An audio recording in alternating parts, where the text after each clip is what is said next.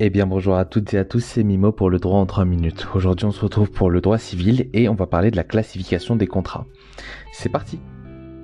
Alors pour commencer, il faut savoir qu'il y a 6 types de contrats. En effet, il y a les contrats à titre onéreux ou à titre gratuit, les contrats unilatéraux ou synallagmatiques, commutatifs ou aléatoires, nommés ou innommés, à exécution successive ou exécution instantanée, les contrats consensuels ou formalistes,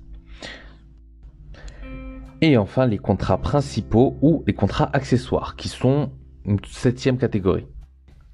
Alors, premièrement, les contrats à titre onéreux sont des contrats où chacune des parties tire à avantage du contrat. Par exemple, un contrat de travail ou de vente. Et les contrats à titre gratuit ou contrats de bienfaisance sont des contrats dans lesquels une partie entend procurer un avantage à l'autre sans rien se voir en échange. Par exemple, la donation.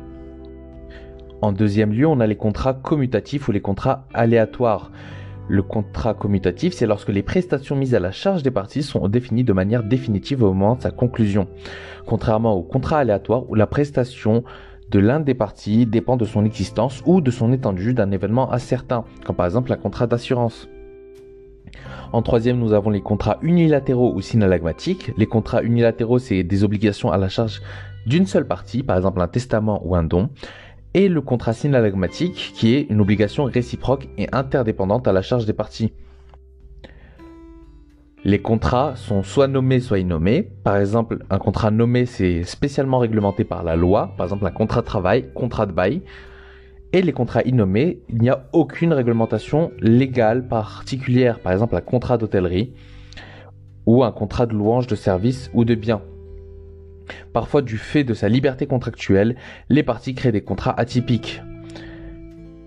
Ensuite, on a les contrats à exécution successive ou à exécution instantanée.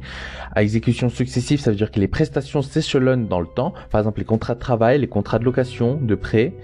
Et les contrats à exécution instantanée, il est accompli d'un trait. C'est-à-dire, par exemple, un contrat de vente. Ensuite, on a les contrats consensuels et les contrats formalistes. Les contrats consensuels, ils se forment par la seule volonté des parties. C'est le principe de consensualisme en droit du contrat. Ce principe veut dire que selon l'échange des consentements suffit à la formation du contrat.